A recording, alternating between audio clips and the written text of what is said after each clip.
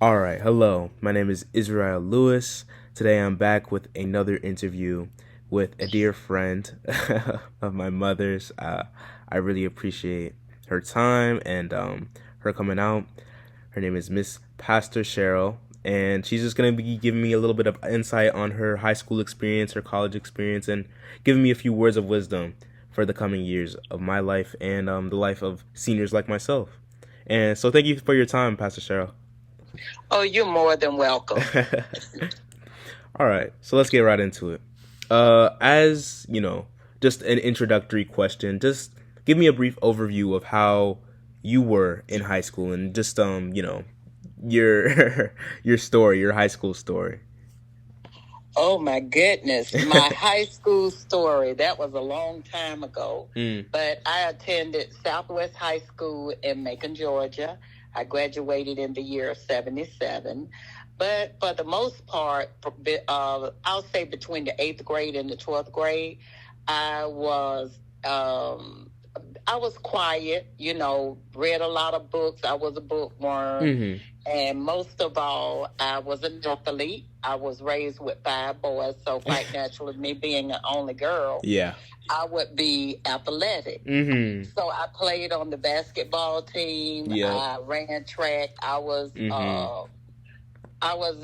very gifted or talented, however you want to put it, in basketball, but basically track. I ran the mile and the 880. I was on both relays, the 440 and the 220 relays. Wow.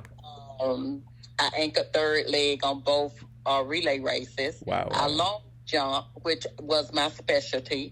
At that time, back in the 70s, I was jumping like 19 and 20 feet. So I had a lot crazy. I had a lot of, just hype and everything. So I did very well and I excelled very good in sports.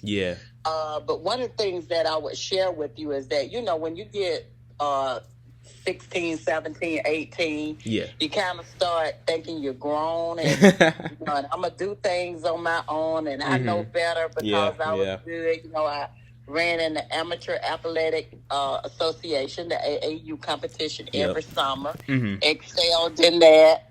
And, just got the big head and thought I was good. And I ended up being put off the track team. Wow. My senior year. And, and that was where I really excelled. And so I put a lot of energy into basketball and began to up my game in basketball. But I eventually was placed back on the track team. Gotcha. It was just a discrepancy between me and my coach. And I was disrespectful. I was disrespectful. I see. And I got kicked off the track team. And, and after my mom intervened and everything, and, this is her senior year, and we were looking for a scholarship and I had to go back and apologize. But it was never the same. It was never the same on the track team. And so my senior year was a year of ups and downs because of my own making, my own doing, my attitude. And I'm telling you, it quickly snatched the slack out of me and made me pull it together. Once I graduated and everything. So my senior year was a learning experience. And it taught me that I didn't know everything. And that there were those who have gone before me that had a lot of wisdom and they could tell me some stuff that I didn't know, I did not know. Probably 15% of what I thought I knew. You think you know everything. I know that feeling. I did that. I know how to do it. I know that feeling. You really don't. And so it taught me a lesson, about humility. And it taught me that, the fall of a man is great when you think you know everything and God has placed people in your path to direct you. Every person that come across your path they have something that God has specifically given them to interweave rather into your life. Life is like a tapestry. Yeah. And at every corner, every angle, every part of life, every birthday, whatever it is, there is something that somebody can weave into your life that'll make you a better person. Yep. Every little event, adds up to where we are right now.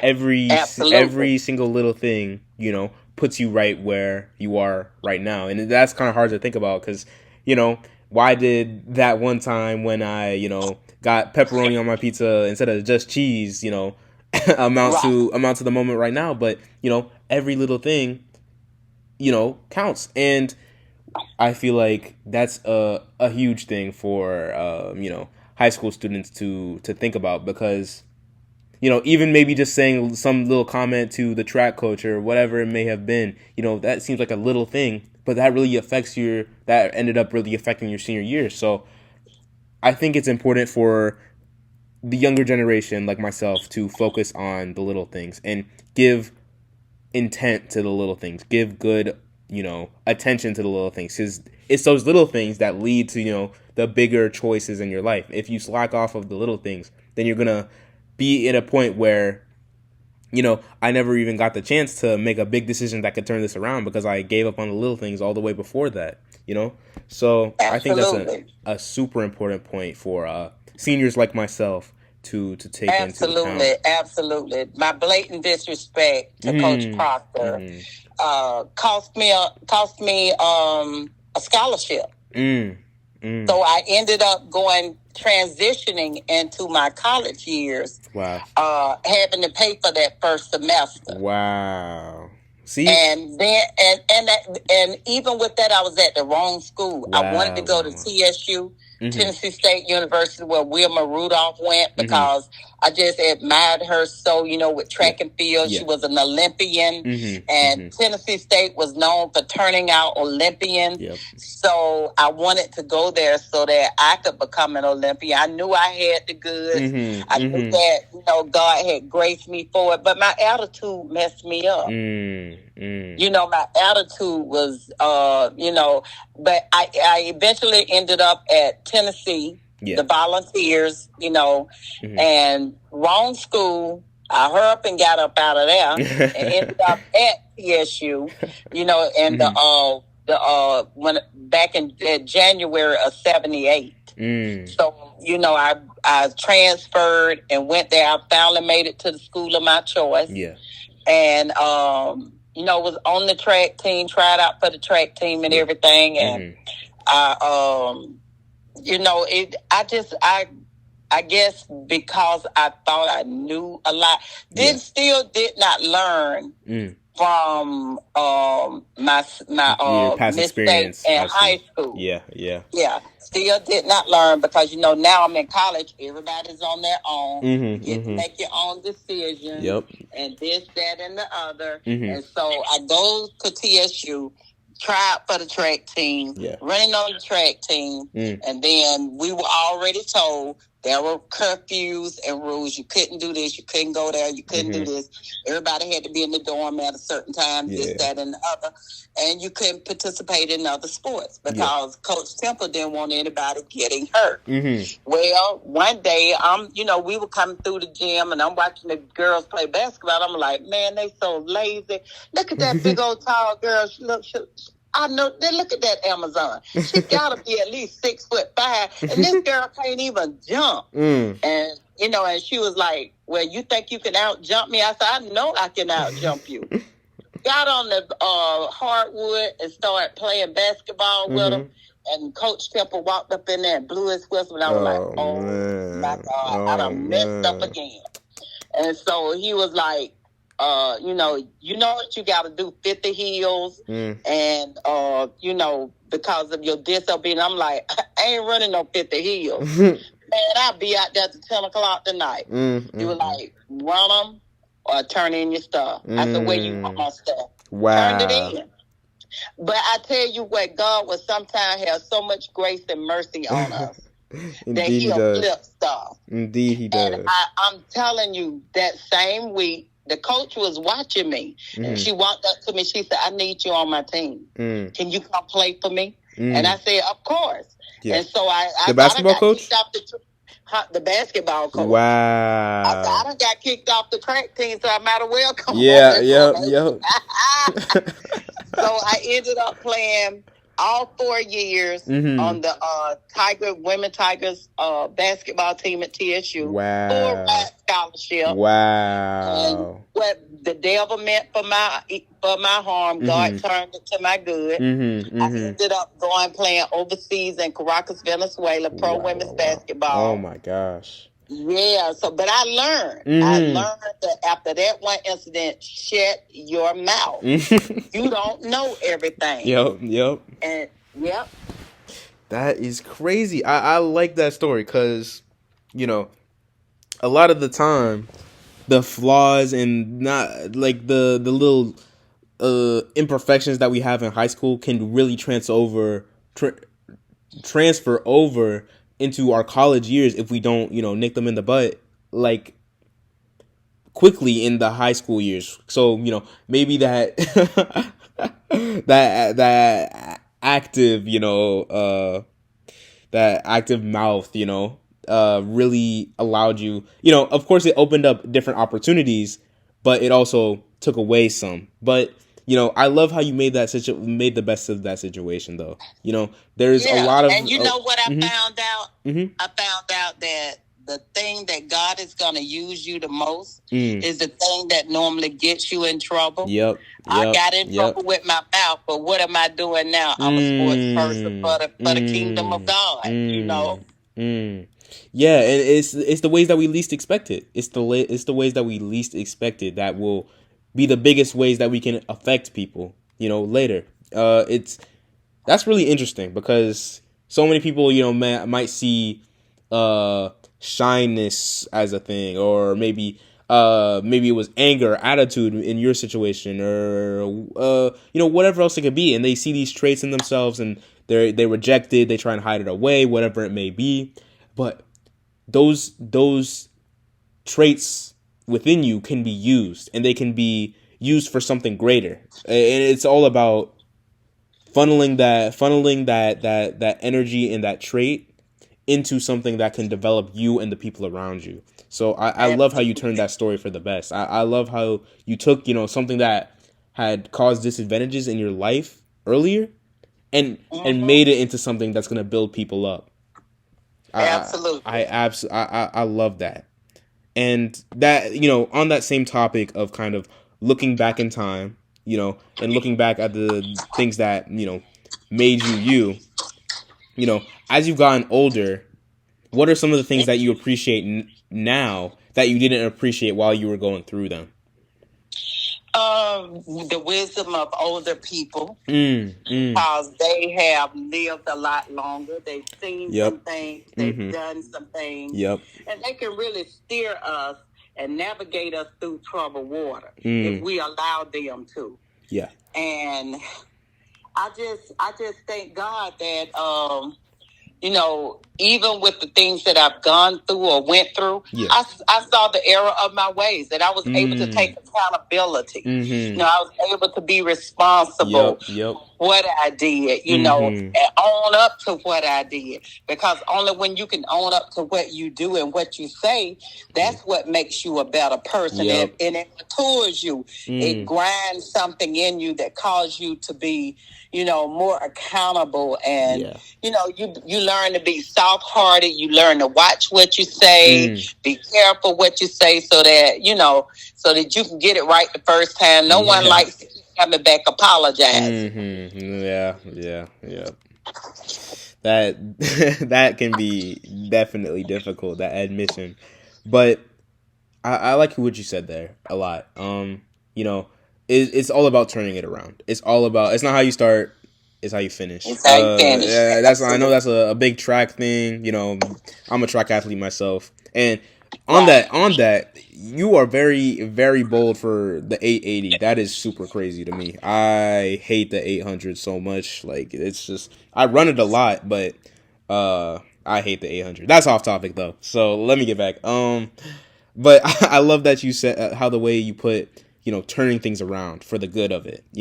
Everything that Yes, is put in our lives, every person that's put in our lives, every experience that we go through is going to change us one way or another, for better or for worse. But we decide how that changes us. So absolutely. I think it's important that we keep in mind, how can I make this situation the best? How can I grow from this? And that's a great mindset to keep in, especially for seniors and young adults who are going into this time where they're going to be experiencing a lot of things that they never have before. So it's all about taking those experiences, those new experiences, and saying, how can I build up myself and the people around me? Absolutely. Mm, mm. And just to round us out for the interview, I'd just like to ask you, me being someone that wants to learn more about the people around me, wants to learn more about the older generation and the things they had to go through. What are the types of questions that I should be asking people? Um, I guess what type of objective Mm, have they what objective did they start in life, or mm, what was their plans and purposes and yeah. dreams, and how did they accomplish it, or Mm-hmm. did they even accomplish it? Yeah. And if not, what would stop you from accomplishing it now? Mm, What could you say to me that would cause me to take a look, and even if I'm not sure, go ahead and try something yeah. so that I can figure out where it is I am. Yeah. Everybody has a navigation system. Mm, There's a dream, a vision, and a purpose for every person. yep. And just because one person go to college, that does not mean that that's a perfect fit for another person. Mm-hmm.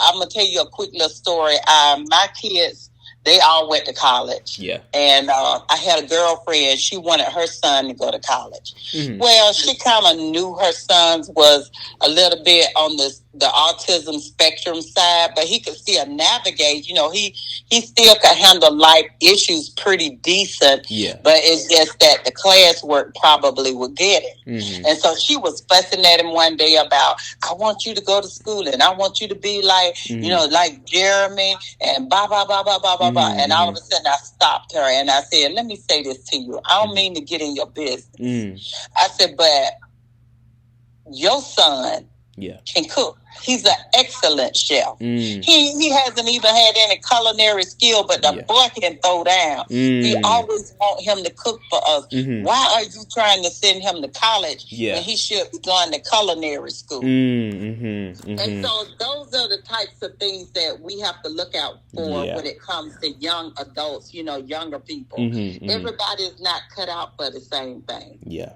And we just have to trace and watch to see where their talents or gifting lies, and kind of push them, thrust them in that area. And be proud and not make such a big deal out of people that go to college versus those that go to trade school. Let me tell you something. One day you're going to need a plumber. One day you're going to need an air conditioner repairman. Let me tell you, I love going to restaurants. So everybody is important, and everybody plays a major role in life. Very, very. I really like that point because, a lot of people, put so much importance on college, on the degree, on whatever it may be. But there are so many other routes, as a young adult, choosing where to go or what to do after high school. You need to open your mind to all the things. You need to look at your talents, look at what you're passionate about, and make a calculated decision from there. Because maybe it's not an engineering degree that you really want or, really could do the best in, but maybe culinary school or maybe trade school. And, I like how you said taking that theme of asking questions, and let's apply it to the youth, and let's apply it to ask questions about yourself. Ask questions about yourself, and really be introspective. Really take that time to learn who you are, because so many people have no clue who they even are. They're just living with by what other people are saying, what other people want them to do or think they should do, and it's not sustainable. It's not sustainable for a healthy lifestyle whatsoever. So I think asking those questions to older people and seeing, how did you find yourself? How did you figure out how you were? And then applying that to yourself is huge. That's a huge point. Let me tell you, being in ministry, I pastor a church. I've been in ministry 20 years. Yeah. I tell everybody, anybody, the first 10 years, I blundered. I made mistakes. I said stuff that I probably shouldn't have said. It was a training ground for me.